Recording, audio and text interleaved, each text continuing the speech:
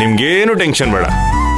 ನೀವು ಹೇಳಿದ್ಮೇಲೆ ವಿಗ್ರಹ ಚೆನ್ನಾಗಿ ಮೂಡ್ ಬರುತ್ತೆ ಅಂತ ನಾವೆಲ್ಲರೂ ನಂಬ್ತೀವಿ. ಅಯ್ಯ ಗೌಡ್ರೆ, ನನ್ನ ಹೆಂಡತಿ ಮೂರ್ತಿನ ಹೆಂಗ್ ಮಾಡ್ತಾಳಂದ್ರೆ ಇಡೀ ಊರೇ ಅವಳ ಕೊಂಡಾಡ್ಬೇಕು, ಹಂಗ್ ಮಾಡ್ತಾಳೆ. ನಿಮ್ಮೆಲ್ರಿಗೂ ದುರ್ಗಾ ಅವರು ಮೂರ್ತಿ ಮಾಡೋದು ನಿಮ್ಗೆ ಒಪ್ಪಿಗೆ ಇದೆ ತಾನೇ? ನಮ್ ಎಲ್ರಿಗೂ ಒಪ್ಪಿಗೆ ಇದೆ. ನೀವ್ ಅದ್ರ ಬಗ್ಗೆ ಯೋಚನೆ ಮಾಡಬೇಡಿ. ತೀರ್ಥನ ದುರ್ಗನ್ ಕೊಡಿ. ಒಂದ್ ನಿಮಿಷ. ದುರ್ಗಾ, ನಿನ್ ಮೇಲೆ ನಮ್ಗೆ ಸಂಪೂರ್ಣವಾದ ನಂಬಿಕೆ ಇದೆ. ಮೂರ್ತಿ ಹೇಗ್ ಮಾಡ್ಬೇಕು ಅಂದ್ರೆ ನಾಳೆ ಊರ್ನವ್ರೆಲ್ಲ ನೋಡ್ಕೊಂಡು ಮಾತಾಡ್ಬೇಕು, ಆ ತರ ಮಾಡ್ಬೇಕು. ಹಾ, ನಂಗಿದ ಅಭ್ಯಾಸ ಇದೆ. ಚಿಕ್ಕ ವಯಸ್ಸಿಂದನೂ ಗೊಂಬೆಗಳು ಮಾಡ್ತಾ ಇದ್ದೀನಿ. ಅಪ್ಪ ನಂಗೆ ಹೇಳ್ಕೊಟ್ಟಿದ್ದಾರೆ. ಅವಳೇನಾದ್ರೂ ಮಾಡಕ್ ನಾವು ಬೇಡ ಅಂದ್ರೆ ಸೌಪರ್ಣಿಕಾ ತನ್ನ ಸೊಸೆನೆ ಬಂದ್ ಮಾಡ್ತಾಳೆ ಅಂತ ಹೇಳ್ತಾಳೆ. ಬೇಡ, ಇಲ್ಲೇನು ಮಾತಾಡ್ದಲೇ ಇರೋದೇ ಉತ್ತಮ. ಕೊಡಮ್ಮ. ನಿಲ್ಸಿ.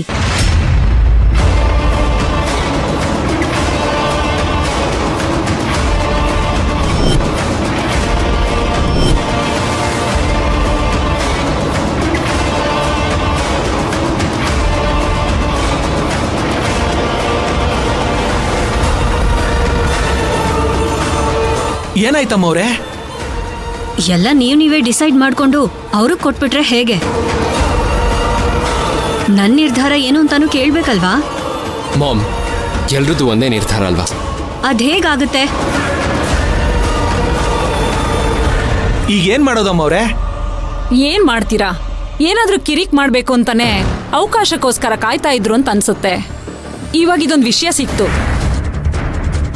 ಒಂದ್ ಕೆಲ್ಸ ಮಾಡಿ, ಅವ್ರ ಸೊಸೆ ಆಗೋಳಿದಾಳಲ್ಲ ನರ್ತನ, ಅವಳ ಕೈಯಲ್ಲೇ ಮಾಡಿಸಿ. ಅದೆಷ್ಟು ಚೆನ್ನಾಗಿ ಮಾಡ್ತಾಳೆ ಅಂತ ಗೊತ್ತಾಗತ್ತೆ. ಅಮ್ಮವ್ರೆ, ನಿಮ್ ಸೊಸೆ ಕೈಲಿ ಮಾಡಿಸ್ತೀರಾ? ನನ್ ಸೊಸೆ ಆಗೋಳ್ ಯಾಕೆ ಮಾಡ್ತಾಳೆ? ನನ್ ಸೊಸೆ ಏನು ಎಲ್ಲಿಂದಾನೋ ಓಡ್ ಬಂದು ಮದ್ವೆ ಮಾಡ್ಕೊಂಡೋಳಲ್ಲ.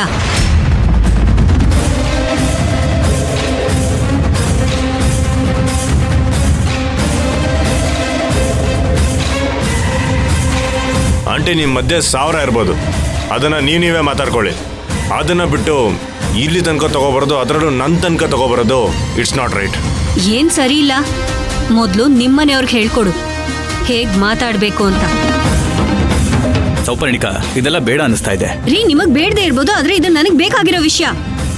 ಸುಮ್ನೆ ಯಾರ್ಯಾರೋ ನಮ್ಮನೆ ವಿಷಯ ಮಾತಾಡೋದು ನನಗಿಷ್ಟ ಆಗಲ್ಲ. ನೋಡಿ ಗೌಡ್ರೆ, ಪ್ರತಿ ವರ್ಷ ಹೇಗ್ ನಡೆಯುತ್ತೋ ಈ ವರ್ಷನೂ ಹಾಗೆ ನಡೀಲಿ. ಇವ್ರ ಸೊಸೆ ಮಾಡೋದು ನನಗಿಷ್ಟ ಇಲ್ಲ. ಆಶೀರ್ವಾದ ಮಾಡಿ ಮದ್ವೆ ಮಾಡಿಸಿ ಶಾಸ್ತ್ರೋಕ್ತವಾಗಿ ಮನೆ ತುಂಬಿಸ್ಕೊಂಡಿರೋ ಸೊಸೆ ಆಗಿದ್ರೆ ನಾನ್ ಇದಕ್ಕೆ ಒಪ್ಕೋತಾ ಇದ್ದೆ. ಆದ್ರೆ ಇದ್ಯಾಕೋ ನನಗೆ ಅಪಶಕನ ಅನ್ನಿಸ್ತಾ ಇದೆ. ಇದ್ಯಾಕೋ ಅತಿ ಆಯ್ತು ಆಂಟಿ. ನನ್ನ ಹೆಂಡ್ತಿನ ಅಪಶಕ್ನಂದೆಲ್ಲ ಮಾತಾಡೋ ಸಹಿಸ್ಕೊಂಡಿರಕ್ಕಾಗಲ್ಲ. ನೋಡಿ, ಏನ್ ಬೇಕಾದ್ರೂ ಮಾತಾಡ್ಕೊಳ್ಳಿ, ಆದ್ರೆ ನನ್ನ ಹೆಂಡ್ತಿ ಹೆಂಗ್ ಸೊಸೆದ್ಲಂತ ಮಾತಾಡೋ ಅಧಿಕಾರ ಇಲ್ಲಿ ಯಾರಿಗೂ ಇಲ್ಲ. ಇಲ್ಲಿ ಮೂರ್ತಿ ಸರಿಯಾಗಿ ಬಂದಿಲ್ಲ ಅಂದ್ರೆ ಆಗೋದು ನಮಗೆ ಅವಮಾನ. ಅದನ್ನ ಮಾಡೋಕಂತ ಎಕ್ಸ್ಪರ್ಟ್ಸ್ ಇರ್ತಾರೆ, ಅವ್ರನ್ನ ಕರ್ಸಿ ಮಾಡಿಸಿ.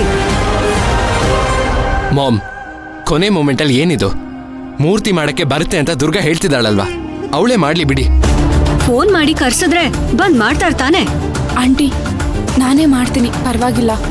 ನನ್ನ ಹೆಂಡ್ತಿ ಮಾಡ್ತೀನಿ ಅಂತ ಹೇಳ್ತಿದ್ದಾಳೆ, ಅವಳೇ ಮಾಡ್ತಾಳೆ, ಅವಳೇ ಮಾಡ್ಲಿ. ಇದರಲ್ಲಿ ಯಾವ್ದೇ ರೀತಿ ಬದಲಾವಣೆನೂ ಇಲ್ಲ. ಸಾಧ್ಯನೇ ಇಲ್ಲ. ಇದಕ್ಕೆ ನಾನು ಒಪ್ಪೋದಿಲ್ಲ. ಒಪ್ಲಿಲ್ಲ ಅಂದ್ರೆ ನಾನೇನು ಮಾಡಕ್ಕೂ ಆಗಲ್ಲ. ಮೂರ್ತಿನ ಮನೆಯವರೇ ಮಾಡ್ಬೇಕು. ಒಂದು ನೀವ್ ಮಾಡಿ, ಇಲ್ಲ ನಮ್ಮನ್ನ ಮಾಡಕ್ ಬಿಡಿ. ನಾವು ಮಾಡೋ ಹಾಗಿದ್ರೆ ಇಷ್ಟೊತ್ತಿಗಾಗ್ಲೇ ಮಾಡಿ ಮುಗಿಸಿರ್ತಿದ್ವಿ. ಇಷ್ಟೆಲ್ಲ ಮಾತಾಡೋ ಅವಶ್ಯಕತೆನೇ ಇರ್ತಿರ್ಲಿಲ್ಲ. ಇಲ್ಲಿ ಕೆಲ್ಸ ಚೆನ್ನಾಗಾಗೋದು ಇಂಪಾರ್ಟೆಂಟ್. ಯಾರು ಒಪ್ಲಿ ಬಿಡ್ಲಿ, ಇವತ್ತು ಅಮ್ಮನವ್ರ ಮೂರ್ತಿನ ನನ್ನ ಹೆಂಡ್ತಿ ದುರ್ಗನೆ ಮಾಡ್ತಾಳೆ. ಅಯ್ಯೋ ತಾಂಡವ್ ಅವ್ರೆ, 1 ನಿಮಿಷ ಸಮಾಧಾನವಾಗಿರಿ. ಇಲ್ಲ ಧ್ರುವ, ಮಾತಾಡಿದ್ರೆ ಮಾತಾಡ್ತಾನೆ ಇರ್ತಾರೆ. ಎಲ್ಲರ ಮಾತು ಕೇಳಿಸ್ಕೊಂಡು ಸುಮ್ಮನೆ ಇರಕ್ಕಾಗಲ್ಲ. ಅಮ್ಮನ ಹತ್ರ ಮಾತಾಡ್ಬೇಕಾದ್ರೆ ನಂದು ಯಾವುದೇ ಇಶ್ಯೂ ಇರಲಿಲ್ಲ, ಆದ್ರೆ ನನ್ನ ಹೆಂಡತಿ ಬಗ್ಗೆ ಮಾತಾಡ ನಾನು ಸಹಿಸ್ಕೊಂಡು ಸುಮ್ಮನೆ ಇರಕ್ಕಾಗಲ್ಲ. ತಾಂಡವ್ ಸರ್, ನೋಡಿ, ನೀವ್ ಹೀಗೆ ಮಾತಾಡ್ತಿದ್ರೆ ಜಗಳ ಇನ್ನೂ ಜಾಸ್ತಿ ಆಗುತ್ತೆ. ಸ್ವಲ್ಪ ಸಮಾಧಾನ ಮಾಡ್ಕೊಳ್ಳಿ. ಅದಕ್ಕೆ ಅಲ್ವೇ ನಮ್ಮ ಕಿಡಿ ಹಚ್ಚಿರೋದು, ಜಗಳ ಜಾಸ್ತಿ ಆಗಬೇಕು, ಬೆಂಕಿ ಜ್ವಾಲೆ ಆಗಬೇಕು ಅಂತ. ನೀವಿಬ್ರು ಸ್ವಲ್ಪ ಸುಮ್ಮನೆ ರೀ. ಇಲ್ಲಿವರೆಗೂ ಸಹಿಸ್ಕೊಂಡಿದ್ದೆ ಸಾಕು. ತ್ರಿಶೂಲ ತಗೊಂಬಂದಿದ್ದು ರಾಜೇಂದ್ರ ಅಂಕಲ್ ಮತ್ತೆ ಅವ್ರ ಕುಟುಂಬ. ಒಪ್ಕೊಂಡ್ವಿ. ಅಮ್ಮ ಮುತ್ತಿನಾರ ಬೇಕು ಅಂದ್ರು, ಅದನ್ನ ಸೌಪರ್ಣಿಕಾ ಆಂಟಿ ನನಗೆ ಬೇಕು ಅಂದ್ರು, ಅದಕ್ಕೂ ಒಪ್ಕೊಂಡ್ವಿ. ಈಗ ಮದುವೆ ಆಗಿ ಮೊದಲನೇ ವರ್ಷ ಹಬ್ಬಕ್ಕೆ ಬಂದಿದ್ದೀವಿ. ನನ್ನ ಹೆಂಡತಿ ಬಾಯಾರೆ ನಾನೇ ಮೂರ್ತಿ ಮಾಡ್ತೀನಿ ಅಂತ ಕೇಳ್ಕೊಂಡಿದ್ದಾಳೆ. ಅದಕ್ಕೂ ಕಲ್ಲು ಹಾಕಿದ್ರೆ ನಾನು ಹೇಗೆ ಸಹಿಸ್ಕೊಂಡಿರ್ಲಿ? ಅರ್ಥ ಆಗುತ್ತೆ ಸರ್. ಹಾಗಂತ ಮಾತಿಗೆ ಮಾತು ಬೆಳೆಸಿದ್ರೆ ಜಗಳ ಇನ್ನೂ ಜಾಸ್ತಿ ಆಗತ್ತಲ್ವಾ? ಸಮಾಧಾನದಿಂದ ಕುತ್ಕೊಂಡು ಮಾತಾಡಿ. ನಿಮ್ಮಿಬ್ಬರಿಗೂ ನಮ್ಮ ಕುಟುಂಬದ ಬಗ್ಗೆ ಎಷ್ಟು ಗೊತ್ತೋ ನನಗೆ ಗೊತ್ತಿಲ್ಲ. ನೀವಿಬ್ರು ಸ್ವಲ್ಪ ಸುಮ್ಮನೆ ಬಿಡಿ. ದುರ್ಗಾ, ಯಾರೇನು ಅನ್ಕೊಳ್ಳಿ, ದೇವ್ರ ಮೂರ್ತಿ ನೀನು ಮಾಡೇ ಮಾಡ್ತೀಯಾ?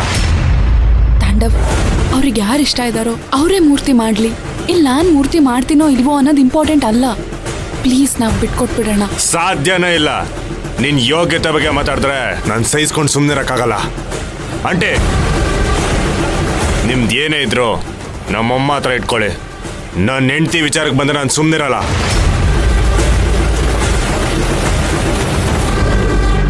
ನಿನ್ ಯೋಗ್ಯತೆ ಬಗ್ಗೆ ಮಾತಾಡಿದ್ರೆ ನಾನು ಸಹಿಸ್ಕೊಂಡು ಸುಮ್ಮನೆ ಇರಕ್ಕಾಗಲ್ಲ. ಅಂಟೆ ನಿಮ್ದು ಏನೇ ಇದ್ರು ನಮ್ಮಮ್ಮ ಹತ್ರ ಇಟ್ಕೊಳ್ಳಿ. ನನ್ನ ಹೆಂಡತಿ ವಿಚಾರಕ್ಕೆ ಬಂದ್ರೆ ನಾನು ಸುಮ್ಮನಿರಲ್ಲ.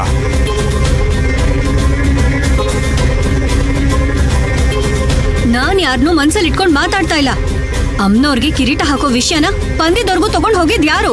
ಹಾ, ಅದಕ್ಕೆ ನೀನು ನಾನು ಆಡ್ತೀನಿ ತಂಡ ಕಟ್ತೀನಿ ಅಂತ ಹೇಳ್ದೆ ತಾನೆ? ಇಲ್ಲಿ ಯಾವ್ದು ಮುಚ್ಚು ಮರೆಯಾಗಿ ನಡೀತಿಲ್ಲ, ಎಲ್ಲ ಓಪನ್ ಆಗೇ ನಡೀತಿದೆ. ಈಗಲೆಲ್ಲ ಓಪನ್ ಆಗಿ ಆಗ್ತಾ ಇದೆ. ಮುಖ್ಯಸ್ಥರೇ, ತೀರ್ಥ ಕೊಡಿ. ದುರ್ಗಾ ತಗೋ. ಬೇಡ ಅಂತ ಹೇಳ್ತಾ ಇದೀನಿ ತಾನೆ? ನಿನ್ನಿಷ್ಟಕ್ ನೀನೇ ಎಲ್ಲ ಡಿಸೈಡ್ ಮಾಡ್ತಿದ್ಯಾ? ನನ್ನ ಮುಂದೆ ನೀನಿನ್ನು ಚಿಕ್ಕವನು, ಇದಕ್ ನೀನ್ ತಲೆ ಹಾಕ್ಬೇಡ. ದೊಡ್ಡೋರು ದೊಡ್ಡತನದಲ್ಲಿ ಯೋಚನೆ ಮಾಡಿದಿದ್ರೆ ಚಿಕ್ಕವ್ರು ಎಂಟ್ರಿನೇ ಆಗ್ತಿರ್ಲಿಲ್ಲ. ತಾಂಡವ್, ಏನೋ ಇದು? ನೀನು ಮಾತಿಗೆ ಮಾತು ಬೆಳೆಸ್ತಾ ಇದೆಯಲ್ಲ, ಪ್ಲೀಸ್ ಸ್ಟಾಪ್ ಇಟ್. ಲೋ, ಇಲ್ಲಿ ಏನಾಗ್ತದೆ ಅಂತ ನಿಂಗೂ ಕಾಣಿಸ್ತಿದೆ ತಾನೆ? ನನ್ನ ಹತ್ರ ಬಂದು ಮಾತಾಡ್ತಿದ್ಯಾ? ನೋಡ್ರಪ್ಪ, ಒಂದ್ಸಲ ದುರ್ಗಾ ಅವ್ರು ಮಾಡ್ತೀನಂತ ಒಪ್ಕೊಂಡ್ಮೇಲೆ ಬೇರೆಯವ್ರನ್ನ ಕರ್ಕೊಂಡು ಬಂದು ಮಾಡ್ಸಕ್ಕಾಗಲ್ಲ. ಪಂಚಾಯತಿಯಲ್ಲಿ ನಿಮ್ ಕುಟುಂಬದವರೇ ಮಾಡ್ಬೇಕು ಅಂತ ತೀರ್ಮಾನ ಆಗದೆ. ಬೇರೆಯವ್ರು ಬಂದು ಮಾಡಿದ್ರೆ ದೇವ್ರಿಗೆ ಒಪ್ಪಿಗೆ ಆಗಲ್ಲ.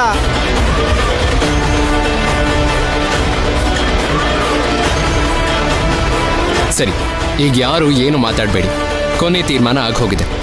ಗೌಡ್ರೆ, ದುರ್ಗಾಗ್ ತೀರ್ಥ ಕೊಡಿ. ಪುಷ್ಪಕ್, ಮಾಮ್, ನಮ್ಮ ಕುಟುಂಬದ ಮಧ್ಯೆ ಜಗಳ ಆಗೋದಕ್ಕೆ ನಾನು ಬಿಡಲ್ಲ. ಪ್ಲೀಸ್ ಇದನ್ನ ಇಲ್ಲೇ ಸ್ಟಾಪ್ ಮಾಡಿ. ಅಮ್ಮ, ತೀರ್ಥ ಕೊಡಿ. ಕೊಡಮ್ಮ.